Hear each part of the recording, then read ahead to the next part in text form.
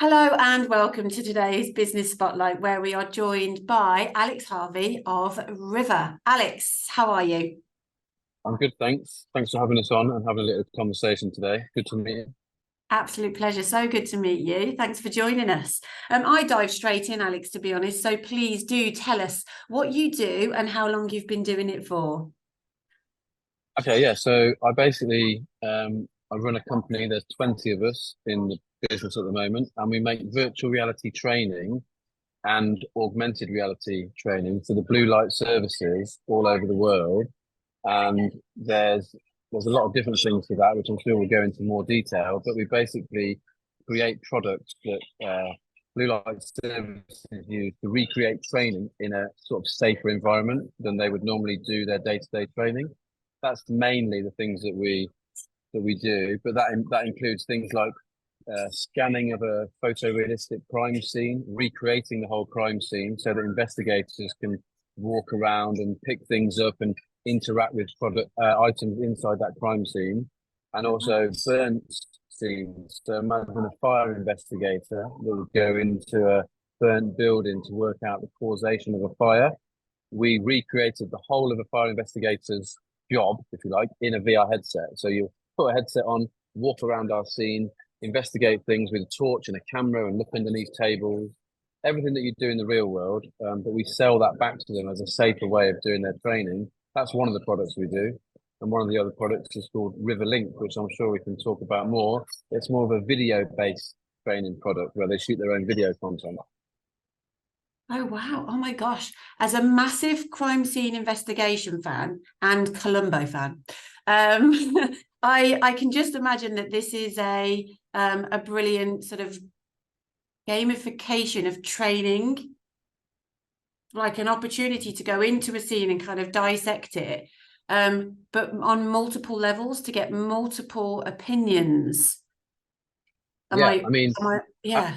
yeah, at the moment, what they do all over the world is they will, at the back of a fire station, they have a metal container and they dress the metal container so it looks like a front room or a kitchen or a bathroom with fake props. Then they burn the container and then they put five investigators into the container to investigate the causation of that fire. What we Yeah. do is we built six containers of our own and we burnt them with the fire brigade, then put the fire out, and then every single item that comes out of that container, we do a photogrammetry scan of. And photogrammetry is the process of taking thousands of images of any object, person, or place, and making a 3D object out of that thing. So we did that inside six containers and then recreated all these containers so that everyone all over the world doesn't have to burn the containers anymore. They just go into the virtual reality headset and investigate the fire with their torch and camera. It's a lot safer. It's a lot cleaner. It saves money, and they can have multiplayer, so they can have multiple people inside the same scene at the same time. And we sell that on a license fee all over the world. That's for fire and crime scene investigation. That's one of our products. And the other product is called RiVR Link. And RiVR Link is a box of headsets. So imagine a school or university or an organization that's doing health and safety training.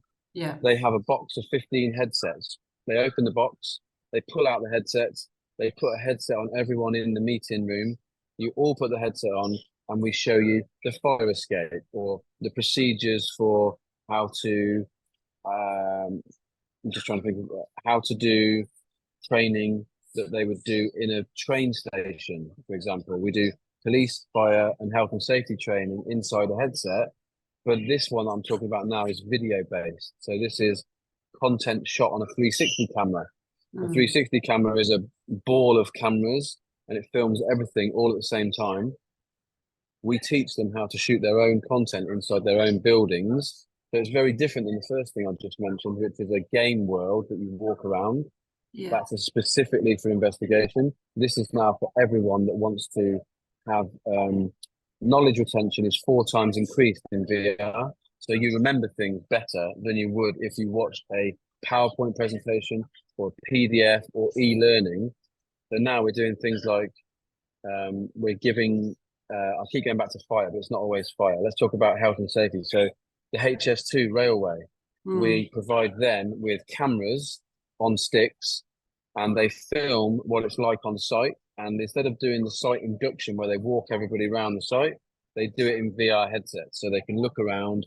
This is a hazard, that is a hazard, and they teach people about the actual specific site. So it's contextual training created by them, implemented in a box of VR headsets, and we make the software and the hardware in that box. That's another product. That's the one that sells the most. So that's the one that allows us to have 20 staff. That's so cool. That's so, so cool. You're talking a modern language that we can absorb. And that's a really interesting stat, isn't it? 4 times an Knowledge increase. retention. By 4 times for knowledge retention, using more of our senses. Incredible. Oh my gosh, tell me a little bit about what motivated you to start the business, please, Alex. Well, I used to work at Codemasters, the racing game company, and that's based down the road in Warwickshire. So I did 8 years at Codemasters, and I was the video editor.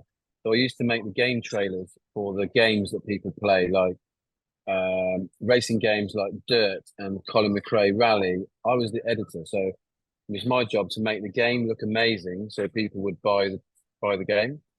So I worked there for about 8 years. And in 2016, I left Codemasters and I started creating promotional videos for high-end property, like fine and country homes.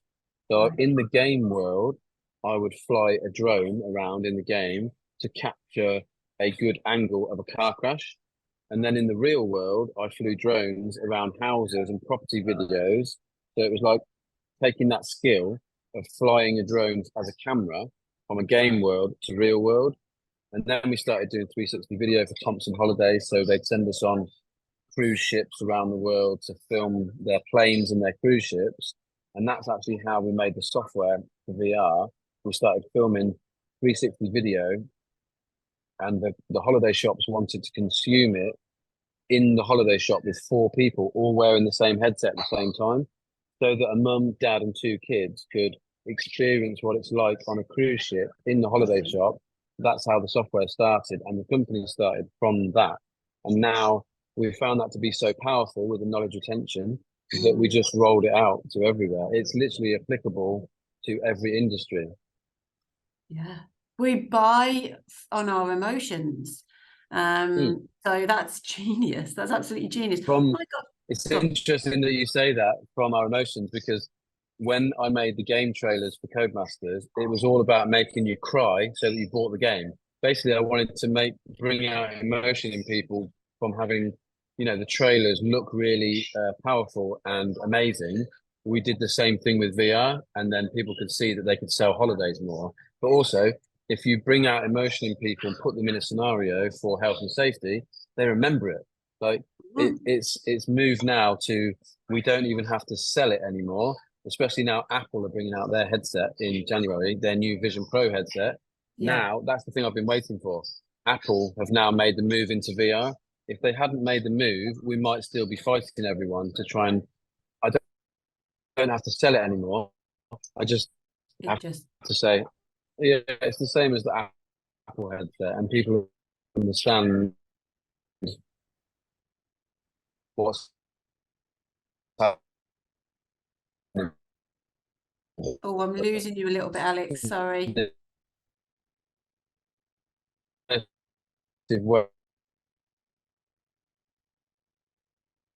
Oh, I think we've lost. Well, I still think there. we've lost signal. I can, Oh, you're back. I see. I can still hear you. Oh, okay. You went black on my screen, and you've frozen Still, on mine. I can still hear you. Seems okay. Oh, I think the signals. So I'm really pleased that you can hear me, but I've got you frozen on my screen, unfortunately, and you're coming in and out from a volume, from an auditory perspective.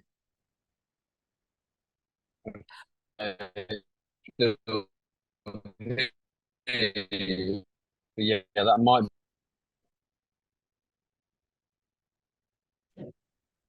Oh, Are we back? I can see you. I can see you.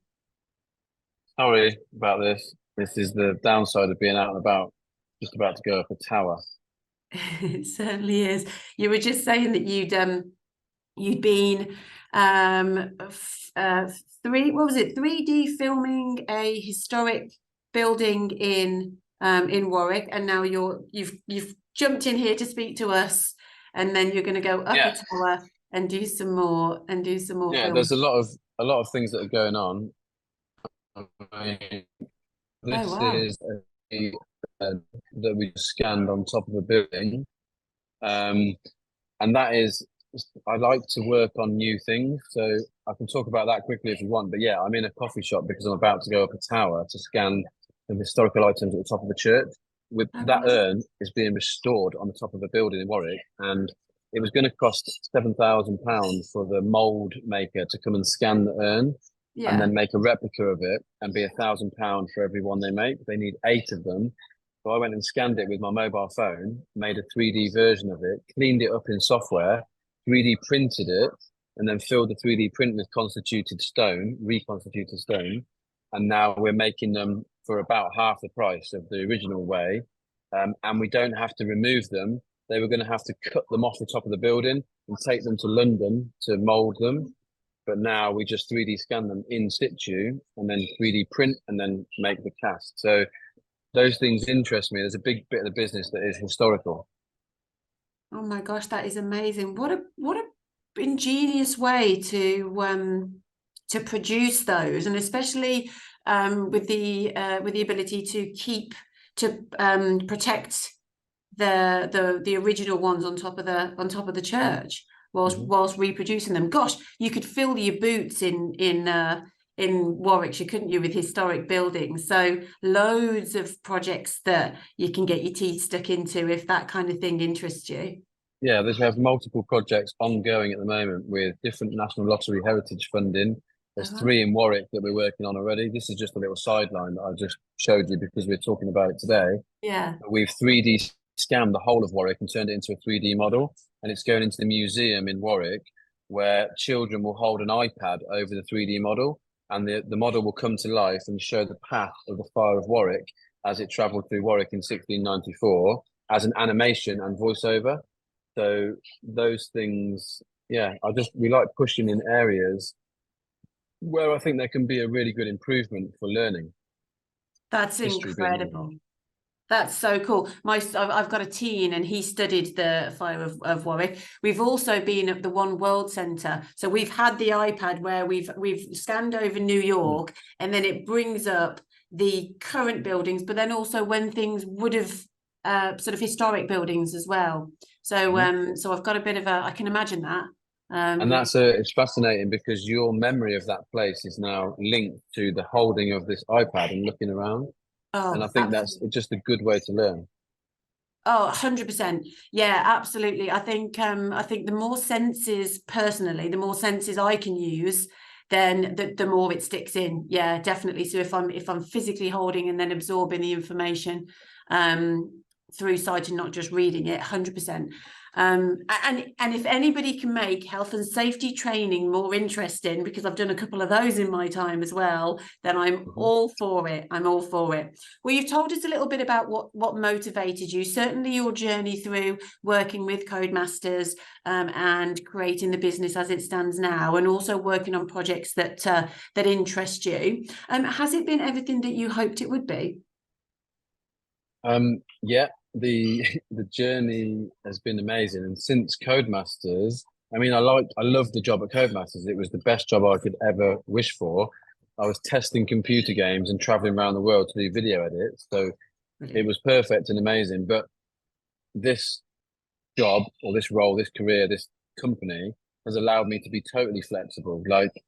And that's what I wanted. I wanted to have the flexibility to create new products, and I could never do that when I was making videos for houses. So I making house videos for finding country homes was very much a service that I was doing. Well, we had to have products if I wanted to be able to do more things. So now Riverlink, River Investigate, and River CSI are the products that allow me to have that flexibility to climb up a building and go and scan a church tower And a few weeks ago, we flew into Tesla in California to film a 3D video behind the scenes in their gigafactory. Sorry, the Fremont factory in California. That's where it now it is so fun for me. We can just go and work on new projects, and yeah, it is now everything that I wanted it to be. I love where we are now, but it's taken a while to get comfortable. Okay. Well, it's really quite interesting the order in which you said this job, this career, this company, this business. Yeah, yeah. That's because it is a company, it is a business, and there is people that I brought in that do money, and they call it closing the door after me because I am rubbish, absolutely rubbish at doing money, at doing HR, payroll, anything to do with that is handed over to someone else. I am literally talk to people, do shows and ideas and film things, scan things. I don't want to do any of the money side of it. It bores me. I don't like being in the office. I like to be out of the office every day. I say to them, I'll just provide you with an idea or a new project every week, a new idea, and you can tell me what you think to it. And that's how we've got to where we are, really. Just allowing me to do what I want to do. It's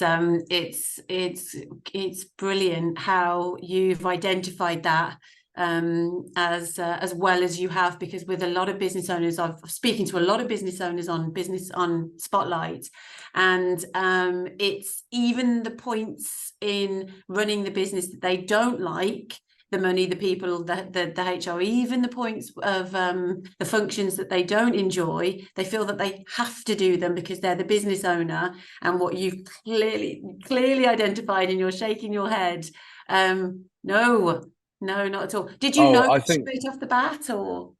I think it's not the norm. I would definitely say that probably the norm is learn about the money, learn about the business, learn about tax and VAT. I am crap at all of that. And so when I started the business, I said to 5 other people, I'll give you a percentage of this percent, this percent, this percent, because I can't do these things. So I, off the bat, knew that I wouldn't be able to do those things. And I brought people in to help me with those things. So it's only one way of doing it. It might be good for some people to learn all of those areas, but I hate being bored. So I couldn't do VAT and tax. I'd rather be thinking about ideas, but for other people, it might be totally different. And I would just say to people all the time, you've got to be doing the things you absolutely love. Like, we're not going to be here forever. And I decided that 10 years ago. Like, you need to get out there and do the things that you love, else you're going to be just wasting your time. And it's hard for some people because people have bills and things to pay, and they're stuck in a job with a mortgage and all that. So I was probably in a unique situation where I didn't mind living in a 1-bedroom flat, and I still live in that now. So yeah, it's not statusy cars and money and watches and clothes is not a thing that I'm interested in. I get pleasure out of having freedom to make new ideas. Yeah.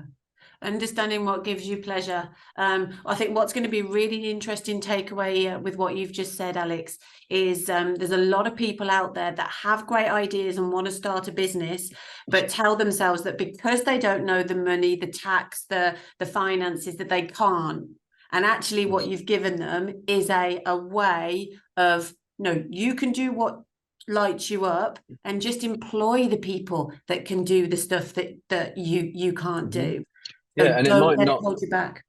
It might not be that you have to make a company. It might just be that you're doing a little project where you go and review coffee shops, for example, as a video because you really like coffee. And it might not need to be a bigger company. It's just finding out what you really like. People might like posh cars and big houses, in which case you better find a job that makes you loads of money. Yeah.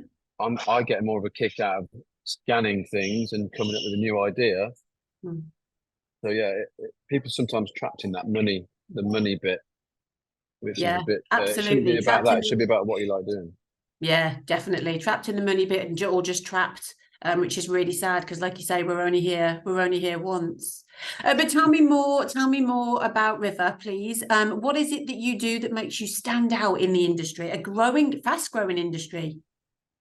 Yeah, the biggest standout that got us the most recognition about 4 years ago was that we made photorealistic environments for the US government and the UK government. So Mm. we did like counter-terrorism training scenes after the 7/7 bombings. We were commissioned because we could make photorealistic virtual reality using photogrammetry. We were employed to make scenes for DSTL, the Home Office, the US Department of Defense, and we would scan a terrorism flat. Like they found some flats after 7/7s where the people made the bombs. Oh yeah, yeah. We recreated those bomb flats in VR and allowed all the police officers to train and find out the telltale signs of what those uh, peroxide on the side and all the bath full of explosives and stuff. We made those bomb scenes for people. So that was the standout bit. And as soon as we did high-end virtual reality for people like that and Axon, who make the body-worn police camera, we did VR scenes for those guys, stop and search, taser training stuff. Yeah. After we did that, it was a clear path to then make amazing products for the blue light services off the back of doing photorealistic stuff for the government. So that was the biggest bit we did, that like the standout stuff. Amazing. And would you say that that's what you would attribute your growth to, that sort of journey of? Not really the growth, that was just sort of the catalyst. Maybe the starting point was that. The next bit is probably we've been at every trade show that you can think of to do with virtual reality or healthcare for the last 5 years. I've got a lanyard collecting thing in the office, and I actually loaded a load more on it today. So meeting people and being at the shows, every show we have a stand where people can come along and try VR, and we're at every show and we make videos from every show. So because video was my thing back in the day of Codemasters, video is now a thing that we've done for 5 years. We've never paid for any marketing on any video. We just do, whenever we do a show, we film 3 or 4 videos on the day of the show and we upload them to all the platforms on the day of the show. It frustrates the hell out of me when people make a video at a show and then release it 3 weeks later after they've edited it. It makes me want to puke on my shoes. Like, you need to do the videos on the day of the show, and then I've got my list somewhere of all the platforms, but there's Alex Harvey platforms and there's RiVR platforms for all of our videos. And we do all of them. Like, there's Instagram stories, Instagram Reels, TikTok, YouTube Shorts, LinkedIn, Twitter or X, Facebook. Every single platform for me, we put the video on, and then every single platform for RiVR, we put the video on. And now there's a team of people that do that, but it used to just be me that did all of that. So I would attribute growth to content, daily content, photos and video on every platform of everything we do. People get frustrated in the office because I'll just be filming them at their desk saying, "What are you doing today?" "I did it today in the office." "What are you working on?" "What are you working on?" Put it online, every platform. That we've been doing and have been ahead of the curve for video for the last 5 years. I think that's probably more the attribution is probably more towards that. Awesome. No, that's a great show. What are people missing if they create their video? So they're doing the work, but they post it 3 weeks later. What are they missing? What makes you want to peek on your shoes? Probably the fact that everyone at that show, wherever they're at that day, are going to the bars and hotels and surrounding area in that local place, and they're looking at content. And it's all geo-tagged to the place they're at. So it should be #Houston, #Washington, or wherever you are. You should be tagging all the people in that area. If you do it 3 weeks later and go #Houston, everyone's at home in the UK and they're not going to see the things that were there. And they might see it because it's on a feed. But if they're at the show, they're always really much more impressed about seeing something from that day at the show. Like, "Oh, I remember that, share. I remember that, like."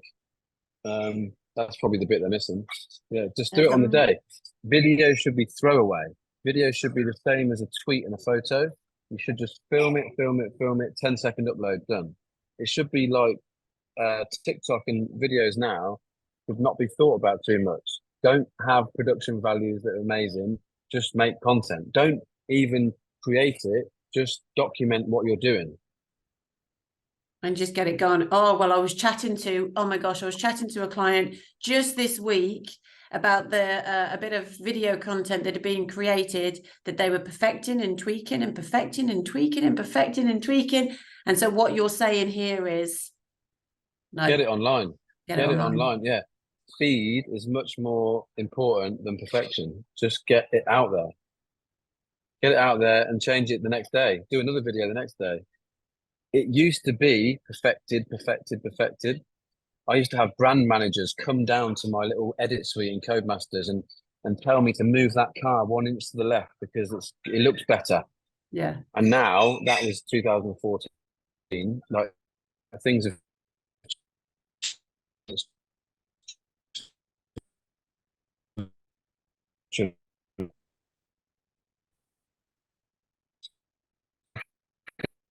Oh, I've lost you again, Alex.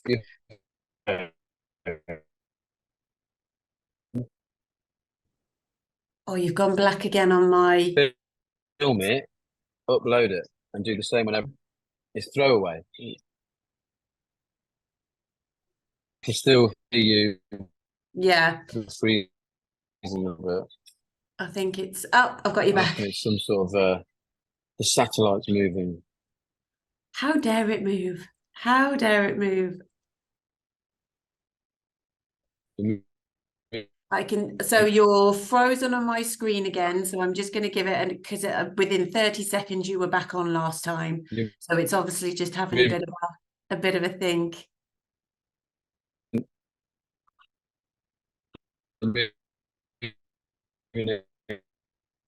Yeah.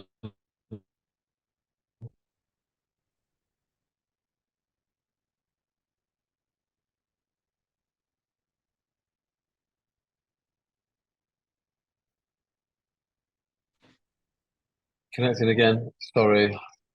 Don't worry. Sorry.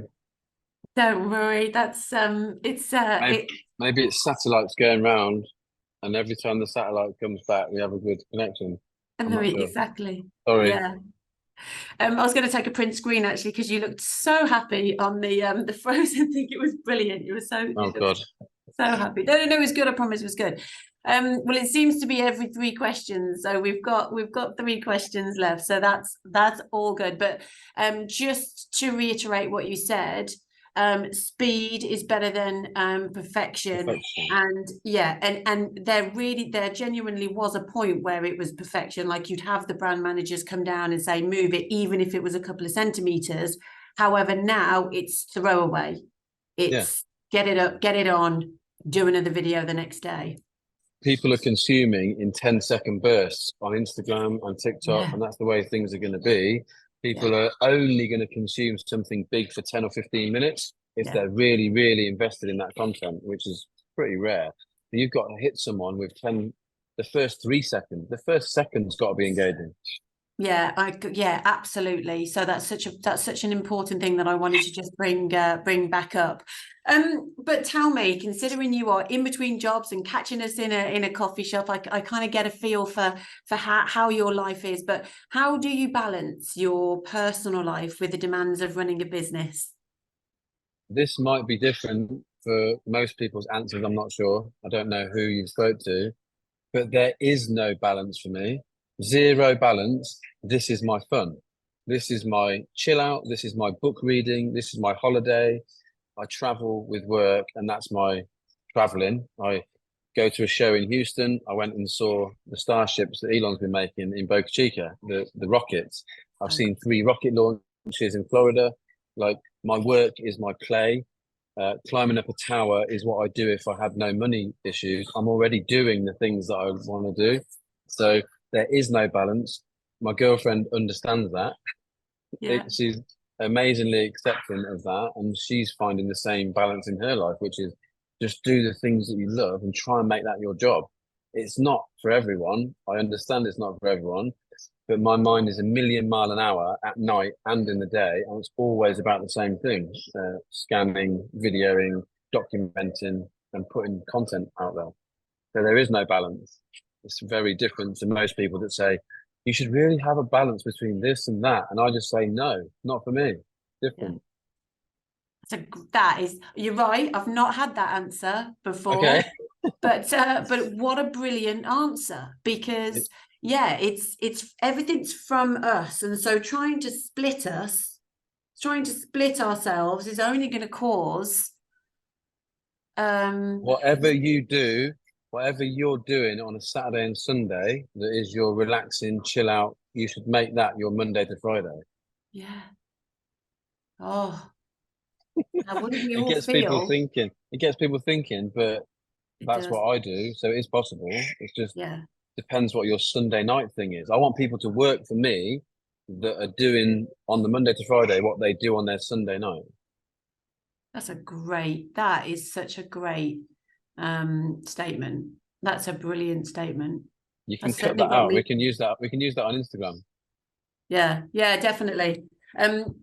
I'll make sure that this gets over to you. You've got me thinking now, what am I doing on Sunday night? Can I carry it over Yeah, for the weekend? maybe. But I will think more about that in my own time.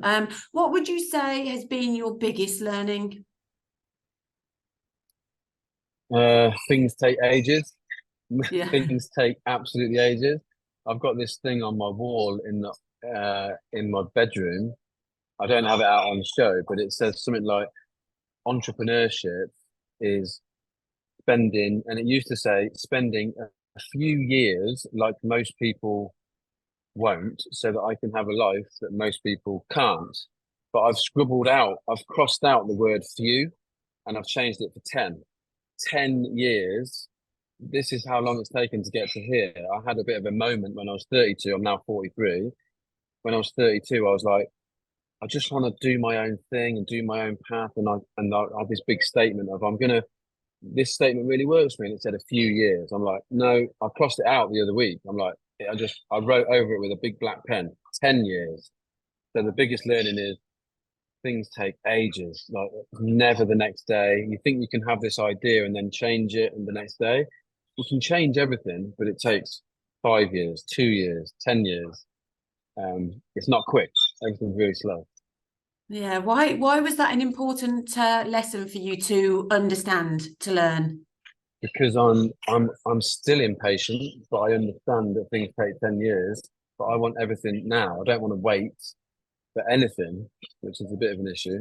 Um, but I have to pull it back and be like, there are things that I have to wait for. So I think it's that extreme. It's like being really impatient, but then being calm and knowing that it does take ages. Hmm. Everything's taken ages. We've got 20 staff and we turn over, we just turn over nearly 2 million this year and projected like 4 million next year. Hmm. But we started by doing a video for £500 at And so Codemasters. We do video for 500 quid. yeah. So it's the journey. It's the journey that gets you there. I like the fact that you're still impatient, but you're calm with that impatience. So it's a yeah, a calm within the storm of I want it now. I'm happy with both. I'm happy in both areas now. Yeah. And if you push on both of those extremes, I think things happen better. Mm. Yeah, there's something about keeping it cool for sure. Where do you see yourself in 5 years? And I'd love to end with some words of advice for other business owners who are also looking to grow their business, please, Alex. I guess where do I see, if you say 5 years, you're saying 5 years or 5 hours? Yep. 5 years. 5 years. That's your impatience coming in. Yeah. So 5 years, I definitely want to be. I've got a big thing that I want to create that is a series called Step Inside. I want to be doing Step Inside episodes, which is immersive behind the scenes documentaries. That's basically what I want to do, but I want to do it for all different types of things. Like I want to be going behind the scenes in crime scene investigation, making a documentary film. But after you finish watching the documentary film, you put on a VR headset and investigate the crime yourself on your sofa at home. I want to do step inside for Formula One. I want to go to every Formula One event and do a step inside. It's basically an immersive documentary would allow you to watch a normal traditional 2D film, but at the end of it, you put a headset on and walk around the environment, photorealistic, and investigate things or go behind the scenes of the Royal Ballet. We've just been doing a project with them, which is the first step inside. But also, we're in the process of talking to people about investments for RiVR. We've never taken any investment, so that's something we're going through now as a process, which will allow me to do more things and be faster, have a bigger team. Yeah. So in 5 years' time, I'll definitely probably just ironically, I'll probably have the team. The team will be big and there'll be lots of people working on the products that we've made, but my team will probably be smaller. I could see myself, I want to have a team of about 3-4 people. Now with AI, 3 or 4 people is probably fine for me. And I want to be able to be flying different places and creating new products every month. I want to just have new idea every month and present it back to people. So like an innovation team they have inside big companies, I don't think that these innovation teams are being very innovative because at 5:30 they're all clocking off and going home to play golf. So I think that they're not passionate about that company enough. So I'd be the person that would come into a company and do something innovative in whatever area they're trying to do it in, and then leave. That's probably what I'll see in 5 years. But Nice, that's incredible. I want to do that tomorrow, though. I was about to say 5 hours. I heard. I did hear 5 hours. Fraudulent slip there. 5 hours. That's incredible, and I think that's going to create a real impact. That step inside sounds awesome. I know for one that if my husband was watching Formula One and then was able to put a VR headset on and then drive his favorite track, drive Spa or something, gosh, it would blow his mind. I'd lose him. I'd lose him for more than 2 hours on a Sunday. And what words of advice would you have for other business owners looking to grow, Alex? Grow or for starting? Oh, well, now that you've said starting, please may I have both? So yeah, so advice for a business looking to start and then take it to the next level. Okay, so for starting, I'd say come up with the passionate idea that you really like, and then just get other people to do the things that you don't like, the money, the payroll, the whatever it is you don't like doing. You might love payroll, so buy someone in to do ideas, like. But then the other side of it for growth is just pure video, every platform, 10-second videos, 5 of them a day on every platform. That's the growth. I think people will see it. You just got to do that for a year and a half, not just do it for a day and then think that it's done. It's never enough, always more. And video. It's like this, the mobile phone is like everyone's remote controller for the world. Like I've got a friend here, apparently sat next to me, who's on his phone, like just on his phone, and that everyone in this coffee shop is probably on their phone or on their tablet consuming stuff. So just make content that hits all those people. No one's watching telly anymore. They're all watching their phone and a bit of telly. So yeah, content. Would you say just to finish off, because I can almost hear a bit sort of other industries saying, yeah, but that's not going to work for my industry. You're creative. I'm an accountant, or I'm a solicitor, so I can't really, or I'm a financial advisor, so there's not much I can put online. What would you say to the people that say I can't do that for my business? It depends if they're allowed to talk about things. If there are solicitors that are trying to grow the company, then they could very much talk about the people that work in their office, and they can talk about how that person really likes their job. But it is going to be hard if people are not there doing their passion. If they're there in an office and they're not really doing the thing they love, I don't really know. My brain gets broken when people are not doing their passion. So I don't know. The solicitors could definitely do some sort of social media, but it's probably limited because there might be cases they can't talk about. It depends if they're trying to grow it. If they're trying to grow it, then do that. If they've got enough customers and they're fine doing where they are, maybe they don't need to do social media. It's a good point though. Maybe it isn't for every company to do social media. Maybe they've already grown the company enough and they want to do videos about them playing golf. They might have more traction with that. I'm not sure. Sorry. No. I just thought I'd